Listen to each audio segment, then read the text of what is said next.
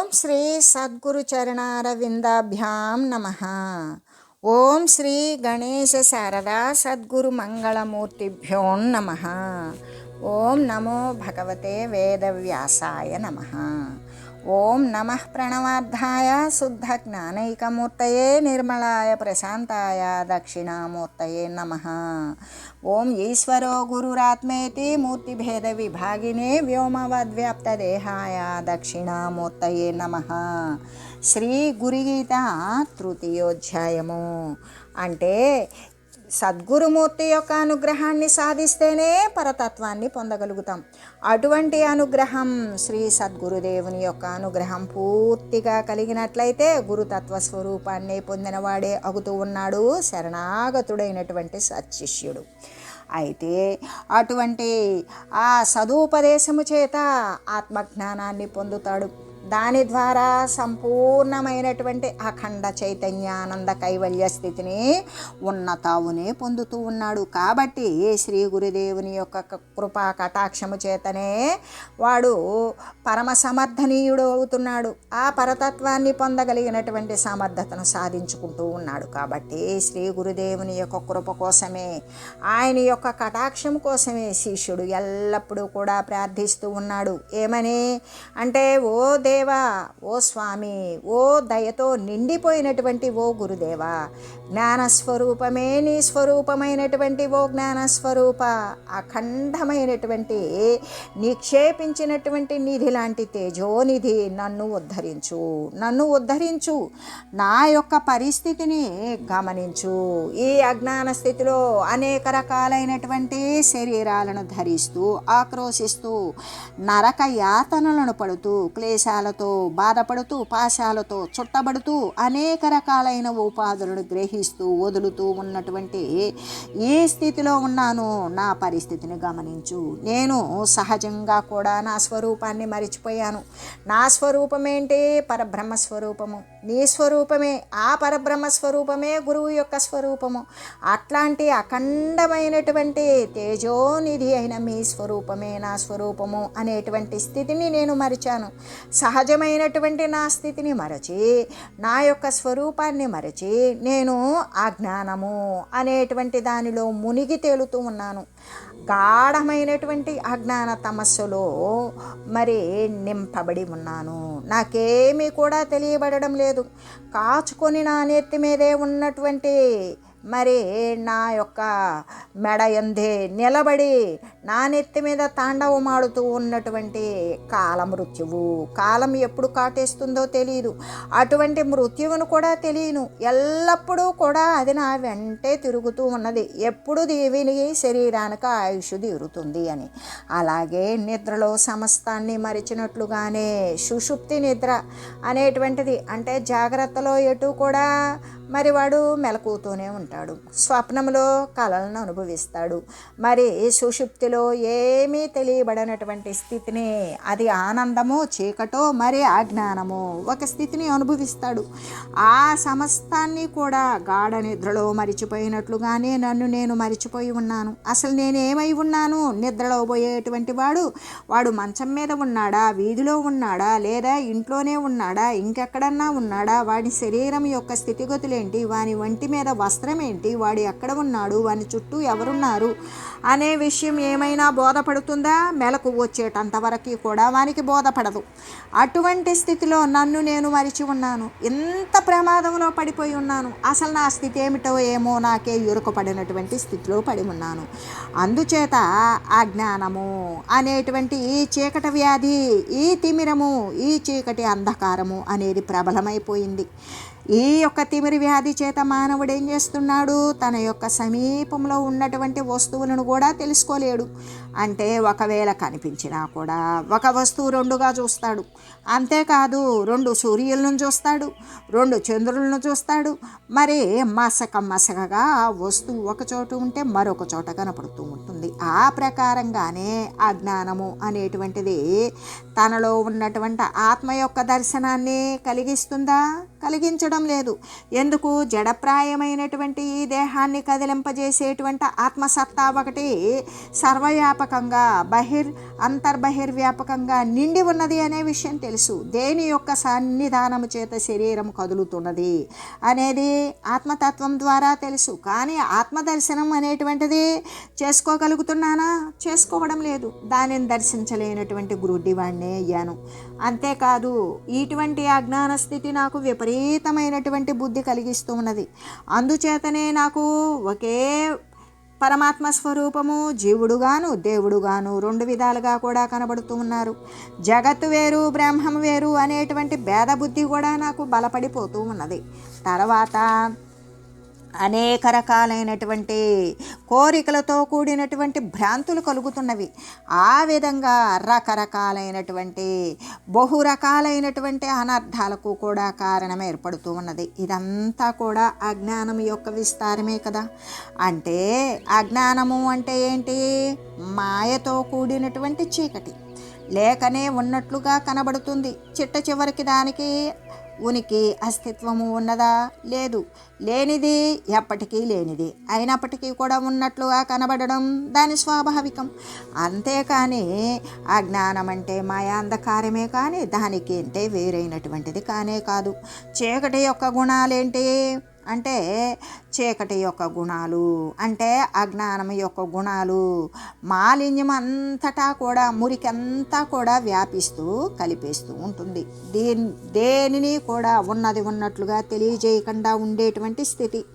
ఎలాగంటే ఒక దుంగ ఉన్నది. దుంగ అంటే ఒక మొద్దు. ఆ మొద్దు చీకటిలో మనకి ఎలా కనబడుతుంది? దెయ్యంలాగానో లేదా దొంగోడులాగానో కనబడుతుంది. అంటే దగ్గరికి వెళ్ళి చూడగలిగినటువంటి స్థైర్యం ఉంటే అది దొంగలాగానే ఉంటుంది. ఆ మొద్దు హస్తానువు అనేది పిశాచము ఉండదు. అక్కడ ఆ మొద్దులో కనపడినటువంటి దొంగ ఉండడు. అంటే త్రాడు ఉన్నది. ఆ చీకట్లో మనకి పాములాగా కనబడుతుంది. అప్పుడు దీపం యొక్క ప్రకాశము చేత మనం దానిని గుర్తిస్తే ఆ తాడుగానే కనపడుతుంది. అప్పటిదాకా కనబడినటువంటి పాము, తాటిలో చూచినటువంటి పాము ఏమైంది అంటే అది లేదు. లేని దానిని ఊహించక మునుపు, దీపం తీసుకురాక మునుపు తాడులో పాము లేదు. దీపం తీసుకొచ్చాక ఎటూ లేదు. కాబట్టి లేనిదే అక్కడ ఉన్నట్లుగా కనబడుతున్నది. ఉన్నది అబద్ధంగా కనబడుతూ ఉంటుంది. ఉన్నదాన్ని చూడలేము, లేనిదాన్ని ఊహించుకుంటూ ఉంటాము. కాబట్టి ఈ విధమైనటువంటి విధాలుగా తోపింపజేసేటువంటి ఏ యథార్థమైనటువంటి జ్ఞాన రూపము అంటే ఎక్కడైతే తోపింపజేయునటువంటి యథార్థ జ్ఞాన రూప సకల అనర్థకారకమైనటువంటి విపరీతమైన బుద్ధిని కలిగిస్తూ ఉంటుంది. ఈ విపరీత బుద్ధి కలిగించడం మొదలైనటువంటివే అవుతూ ఉన్నవి కదా. ఇవన్నీ దేని రూపాలు అంటే అయథార్థము. ఇక్కడ అబద్ధ స్వరూపాలు. జ్ఞానరూపము సకల అనర్థకారకమైనటువంటి విపరీత బుద్ధినే కలిగిస్తూ ఉంటుంది. ఈ జ్ఞానరూపముతో ఏమవుతుంది? సకల అనర్థాలు కూడా నశిస్తాయి. కానీ ఆ అనర్థకారకమైనటువంటి విపరీత బుద్ధి అనేటువంటిది కలిగిస్తుంది. ఇవన్నీ కూడా ఇలా జరుగుతూ ఉంటాయి. అలాగే ఈ అజ్ఞానంతో నిండినటువంటి అంధకారము, అంతఃకరణము అంతా కూడా మాలిన్య ద్రవ్యలిప్తముగానే చేస్తూ ఉంటుంది. ఎలాగంటే చీకటితో అంటే అజ్ఞానమే అంధకారమైనప్పుడు జ్ఞానము లేనటువంటి తనము అంతఃకరణాలు, ఈ మనోబుద్ధి చిత్త అహంకారాలు అనేటువంటివన్నీ కూడా ఏ విధంగా మాలిన్య ద్రవ్యాలే. అంటే మలినాలు, దోషాలు, కలుషాలు అంటినటువంటివే ఉన్నవి. ఆ ద్రవ్య లిప్తముగానే చేస్తూ ఉన్నవి. అవి వాటికి అంటకుండా చేస్తూ ఉన్నది. అంతేకాదు చిత్తము సంధు లేకుండా వ్యాపిస్తూ ఉంటుంది. తనలో నిరంతరము ఉన్నటువంటి ఆత్మను జీవునిగా, భ్రాంతునిగా, దుక్కునిగా చేస్తూ ఉంటుంది. అంటే వాస్తవము కానటువంటి ఏ అయథార్థము, వాస్తవము కానటువంటి జ్ఞానరూప సకల అనర్థకారకమైనటువంటి వాటన్నింటికీ కూడా విపరీతమైనటువంటి బుద్ధిని కలగజేస్తూ ఉంటుంది. అజ్ఞాన రూపాలుతో కూడుకొని సకలానికి కూడా అనర్థాలను కలగజేసేటువంటి విపరీత బుద్ధిని ఇస్తూ ఉంటుంది. ఏది? ఈ యొక్క అజ్ఞానము, మాయాంధకారము అనేటువంటిది. అంతేకాదు ఇంకా కూడా మాలిన్య ద్రవ్యము అయినటువంటి ఈ యొక్క అజ్ఞానాంధకారము అనేటువంటిది అంతఃకరణాలను, మనస్సుని, బుద్ధిని, చిత్తాన్ని, అహంకారాన్ని కూడా మాలిన్య ద్రవ్యాలతో, అంటే ఈ దృశ్య సంబంధమైనటువంటి విషయాలే సత్యమని, ఈ యొక్క అస్థిర రూపమైనటువంటి దేహాదులే నిత్యమని భావించే విధంగా మనోబుద్ధి చిత్తాహంకారాలు ఇది నేనని, చుట్టూ ఉండేవి నావని, దీనినే చింతిస్తూ, దీనినే సంకల్పిస్తూ, దీని గురించే వర్ణిస్తూ ఉన్నటువంటి మలినమైనటువంటిది వాటితో అంటి మరీ ఉండేటట్టుగా చేస్తూ ఉంటుంది అజ్ఞానము అనేటువంటి చీకటి. అంటే చిత్తాన్ని సందు లేకుండా ఒకటే చింతన, ఎటువంటి చింతన కలిగి చేస్తూ ఉంటుంది అంటే ఈ యొక్క దృశ్యమాన వ్యవస్థే సత్యము అనేటువంటి భావనను సందు లేకుండా, ఎడతెరిపి లేకుండా చిత్తము ఎల్లప్పుడూ కూడా ఈ దృశ్య లోక దేహ సంబంధమైనటువంటి విషయాలనే చింతిస్తూ ఉండేలాగా వ్యాపించిపోయి ఉంటుంది.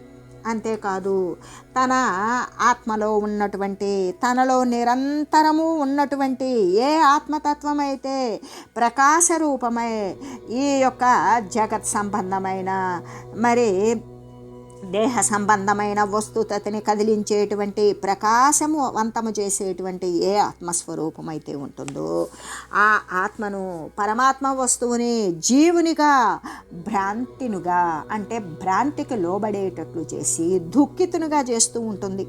ఆ ఆత్మను ఆత్మ అనిపించదు, శరీరాంతర్గతంగా ఉన్నటువంటి జీవుడు అనేటువంటి పేరు ఒకటి పెట్టేసి భ్రాంతికి లోబడేటట్లుగా చేస్తుంది. ఆ భ్రాంతి ద్వారా ఆ జీవుడు ఎల్లప్పుడూ శరీర ఉపాధులనే తలుచుకొని వాటి మీదే ఆయాసపడి, వాటి మీద ఆధారపడి అదే తను అనుకొని భ్రాంతి చెంది దుఃఖాన్ని పొందుతూ ఉంటుంది. అంటే జగత్తు నిశ్చయముగా ఉంటూ ఉన్నది. ఇకప్పుడు అటువంటి భ్రాంతి ద్వారా ఏంటి? జాయతే లీయతే ఇది జగత్తు, శరీరాలు వచ్చిపోయేటువంటి స్థితి కలిగినటువంటిది నిశ్చయంగా ఉంటూ ఉన్నది. అంటే పరమాత్మ విషయము అనేటువంటిది సందేహమే. ఇక పరమాత్మ తత్వాన్ని గురించి ఆలోచన రానివ్వదు. అసలు ఒకవేళ వచ్చినా అనుమాన ప్రమాణమే అనేటువంటి అయథార్థ జ్ఞానాన్ని కలుగజేస్తుంది. పరమాత్మ తత్వము అనేటువంటిది ఉన్నదో లేదో తెలియదు. ఉన్నటువంటి దేహాన్ని రక్షించుకోవాలి, దీనిని సుఖపెట్టాలి, దీని ద్వారా అనుభవించాలి.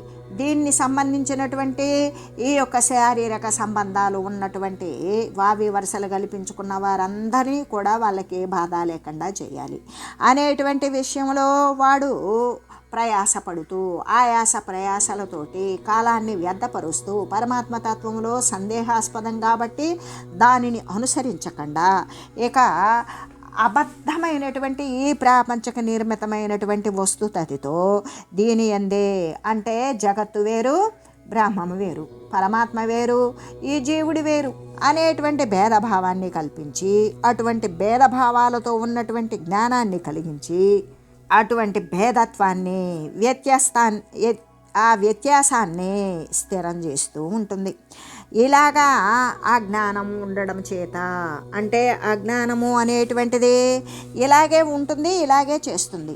ఇటువంటి అజ్ఞానం ఉండడం చేత ఏమవుతుంది? నాలో ఉన్నటువంటి ఆత్మనే నేను తెలియకున్నాను స్వామి.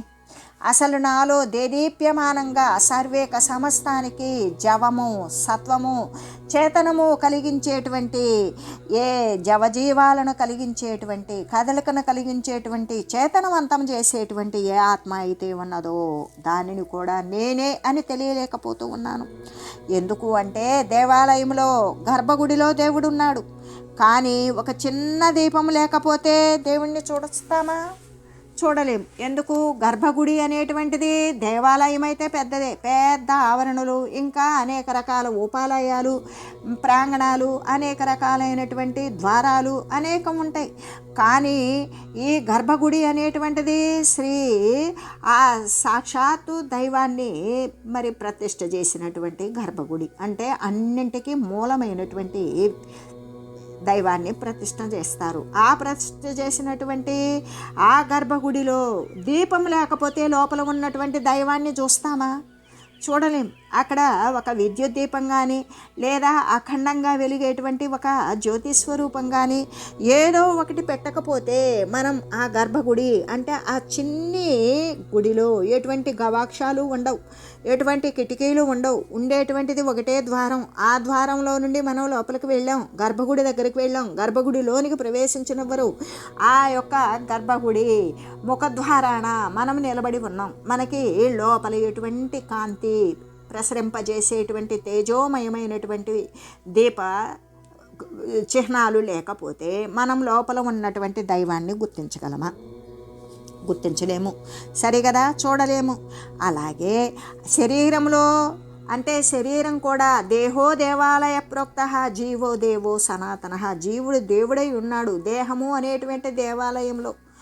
కాబట్టి అటువంటి దేవుణ్ణి చూడాలి అంటే త్యజేత్ అజ్ఞాన నిర్మాల్యం సోహం భావేన పూజయేత్. ఎప్పుడైతే ఈ అజ్ఞానము అనేటువంటి అంధకారాన్ని పారద్రోలామో దేహం అనే దేవాలయంలో స్థిర ప్రతిష్టమైనటువంటి స్వయం ప్రతిష్టాపుడు అయినటువంటి ఏ జీవుడు అని మనం పిలుచుకుంటున్నామో ఆయన దేవుడు జీవుడుగా మనం పిలుచుకుంటున్నాం అజ్ఞానముతో. ఆ అజ్ఞానం నశించిందా ఆ దేవుడిని దేవుడుగానే చూస్తాం. అంటే ఏ విధంగా సర్వవ్యాపకమైనటువంటి పరబ్రహ్మ స్వరూపం ఏదైతే ఉన్నదో అది నాయందు కూడా నిక్షిప్తమై ఉన్నది. నేనేమై ఉన్నాను? పరమాత్మ స్వరూపమే అయి ఉన్నాను అనేటువంటి స్థితి వానికి ఎప్పుడు వస్తుంది? అజ్ఞానాన్ని పరిపూర్ణంగా వదిలిపెట్టినప్పుడు మాత్రమే వస్తుంది. అలాగే ఈ దేవాలయము శరీరము అనేటువంటి దేవాలయంలో కూడా జ్ఞానము అనేటువంటి దీపం లేదనుకో, అప్పుడు సోహంభావ స్వరూప దేవుని చూడలేకపోతూ ఉన్నాము కదా.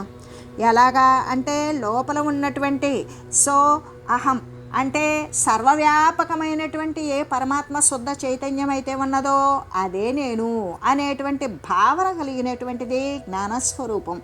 అటువంటి జ్ఞానం లేకపోతే దేహం అనే దేవాలయంలో తేజరిల్లేటువంటి ఏ యొక్క జ్ఞానము అనే దీపం ఉండాలి. ఆ జ్ఞానం అనే దీపం ద్వారానే సర్వవ్యాపకమైన పరమాత్మ స్వరూపంలో నాలో బహిర్వ్యాపకంగా అంతర్బహిర్వ్యాపకంగా భావమునందు మరి బాహ్యమునందు కూడా సర్వేక సమస్తము తేజరిల్లేటువంటి ఏ పరమాత్మ స్వరూపుడైతే ఉన్నాడో అది నేనే అనే భావాన్ని తరచి చూడాలన్నా నిరంతరం సందర్శించాలన్నా దానికి తగినటువంటి దీపం అనేటువంటిది ఉండాలి. ఆ దీపం ఏంటి? జ్ఞానం. ఆ జ్ఞానం ఉన్నప్పుడే సర్వవ్యాపకమైన పరమాత్మ వస్తువు నేను అయ్యున్నాను అనేటువంటి విషయం తెలుస్తుంది. అలాగనే అంటే నాలో ఉన్నటువంటి జ్ఞానం అనేటువంటి దీపం లేకని కారణం చేత సోహం భావ స్వరూప దేవుని కూడా నేను చూడలేకపోతూ ఉన్నాను కదా ప్రభు. ఇటువంటి దుర్గతిని నేను అంటే ఎంత హీనమైనటువంటి స్థితిని పొంది ఉన్నాను. అటువంటి దుర్గతి నాకు దేని వల్ల ప్రాప్తించింది? అజ్ఞానముతో మాయాంధకారముతో లేని దానిని ఉన్నది అని భావించినటువంటి భ్రాంతి చేత నాకు వచ్చింది. గాఢమైనటువంటి అజ్ఞాన తమములో నిండిపోయిన కారణం చేత నేను నాలో ఉన్నటువంటి అంతర్సాక్షిని కూడా నేను చూడలేకపోతున్నాను. ఎందుకు? జ్ఞానం అనేటువంటి దీపాన్ని వెలిగించుకోగలిగితేనే లోపల ఉన్నటువంటి వస్తువుని నేను చూడగలను. కాబట్టి ఇటువంటి దుర్గతిని నేను పొంది ఉన్నాను గురుదేవా. ఇంత మాత్రమే కాదు, అజ్ఞాన కార్యాలు అనేటువంటివి ఒకటా రెండా అనేకాలు ఉన్నాయి. దానిలో ఇంకా కూడా విషయాల పట్ల కోరిక అనేటువంటిది కూడా మహా తీవ్రమై ఉన్నది. ఈ విషయం అనుసరించాలి, ఈ విషయాన్ని పొందాలి, ఈ కోరికను లబ్ధి పొందాలి, ఈ వస్తువును నేను పొందాలి, దీని ద్వారా ఆనందం లభిస్తుంది అనేటువంటి అజ్ఞాన సంబంధమైనటువంటి విషయాల పట్ల కోరికలు అనేకానేకంగా తీవ్రతరమై వాటి వెంట పరుగులెత్తడమే సరిపోతుంది. నా మనసు అంతా కూడా ఏ విధంగా అంటే దూషితమైపోయింది, అంతా అంటే కలుషాలతో నిండిపోయి చెలిస్తూ ఉన్నది, మాలిన్య సహితమై ఉన్నది. ఎలాగంటే సంసార సముద్రంలో బడభాగ్నిలాగానే ఉన్నది. సముద్రంలో పుట్టినటువంటి బడభాగ్ని సముద్రపు నీటిని మొత్తాన్ని ఇంకింపజేస్తుంది. అలాగే ఇప్పుడు నా మనసులో పుట్టినటువంటిది ఈ సంసార సముద్రంలో బడబాగ్నిలాగానే. ఎలా అంటే ఈ సంసారము అనేటువంటిది ఎంత ఇబ్బంది పెడుతుంది అంటే దానికి ఒక అంతము లేకుండా అనేక ఉపాధులను కొని తెచ్చుకుంటూ వదులుతూ ఇటువంటిది నేను పడుతూనే ఉన్నాను. అంటే తీరనటువంటి సంతాపము చేత ఎల్లవేళలా తాపత్రయాలకు లోబడి మరి గుణాలకు లోబడి మరి అనేక రకాలైన ఉపాధులను ధరించి ఈ తాపాలను పొందేటువంటి సంతాపము ఎల్లప్పుడూ తప్పించిపోతూ ఉన్నాను. విషయాల చేత దేని చేత తృప్తిని పొందడం లేదు, దేని చేత శాశ్వతమైన శాంతిని పొందడం లేదు. అటువంటి సంతాపాన్ని కలిగిస్తూ ఉన్నది. అంటే విషయాలు అన్నప్పుడు ఏంటి? శబ్దము, స్పర్శము, రూపము, రసము, గంధము అనేటువంటియే కదా. శబ్దము అంటే చెవి ద్వారా విన్నటువంటి శబ్దాన్ని చక్కగా మధురంగా వినబడింది, శ్రవణానందంగా ఉన్నది అంటే ఆ శబ్దాన్ని మళ్ళీ మళ్ళీ వినాలి అనేటువంటి ఆలోచన చేస్తాం. స్పర్శము శరీరానికి, చర్మానికి తగిలినటువంటి స్పర్శ సుఖవంతంగా జరిగింది, అది మళ్ళీ మళ్ళీ కోరుకొని దానికోసమే అనేక రకాలైనటువంటి పిచ్చి ప్రయత్నాలు చేస్తూ ఉంటాం. కన్ను ద్వారా గుర్తించేటువంటి రూప సౌందర్యానికో, ఆ వస్తువు యొక్క మరి చాతుర్యానికో, ఆ విషయాభిలాషకు కట్టుబడి ఆ రూపాన్ని పొందాలి అనే తపనతోటి దానికోసం ప్రయత్నం చేస్తూ కాలాన్ని వ్యయం చేస్తూ ఉంటాం. అంతేకాదు రసము, ఈ రసము అనేటువంటిది జిహ్వకు అందేటువంటి స్వాదిష్టమైనటువంటి రుచి, ఆ రుచి కోసం వెంపర్లాడుతూ ఉంటాం. శారీరకమైనటువంటి అధివ్యాధులు అనేటువంటివి ఎన్ని వచ్చినా లెక్క చేయకుండా ఆ రుచిని మరీ కూడా మళ్ళీ కూడా అనుభవించాలి అనేటువంటి కోరికతో వెంపర్లాడుతూ ఉంటాం. అంతేకాదు వాసన అనేటువంటిది గంధం, ఆ గంధము ఆ నాసిక ద్వారా ఆస్వాదించి అటువంటి సుగంధాన్ని మళ్ళీ ఆస్వాదించి ఆనందించాలి. ఈ శరీరం సహితంగా ఉన్నటువంటి ఇదే నేను కాబట్టి ఈ యొక్క శబ్దస్పర్శ రూప రసగంధాలను ఆసరా చేసుకొని వీటి ద్వారా నేను సుఖాన్ని పొందాలి అనుకోవటం. స్రక్చందన వనితాదులు, చందనాదులు, గంధాదులు ఇవన్నీ పూసుకొని అతి చక్కని రూపలావణ్యాలతోటి మరి దాని యొక్క వనిత యొక్క స్పర్శ చేత మరి వాని యొక్క చర్మం అనేటువంటిది ఒక స్పర్శ సుఖానికి లోబడినప్పుడు ఆ రూపాన్ని గ్రహించి ఆమె చేసేటువంటి ప్రతి శబ్దము, రవము కూడా వానికి అతి మధురంగా శ్రవణానందంగా వినపడి అటువంటి వనితాదులు అనేటువంటి వాటి వెంటబడిపోవడం, ఇవన్నీ కూడా అజ్ఞానంతో పుట్టినటువంటి కోరికలే కదా. ఇటువంటి విషయాభిలాష అనేటువంటిది పూర్తి అజ్ఞానముతో నిండిపోయినటువంటిదే అని ఓ ప్రభు అని ఆ గురుదేవుడిని ప్రార్థిస్తూ ఉండేటువంటి విషయాన్ని గురించి తెలియజేస్తూ ఓం మంగళం శ్రీ గురుదేవాయ మహనీయ గుణాత్మనే సర్వలోక శరణ్యాయ సాధురూపాయ మంగళం. ఓం లోక సమస్త సుఖినో భవంతు. ఓం శ్రీ సద్గురు పరబ్రహ్మార్పణమస్తు. ఓం తత్సత్.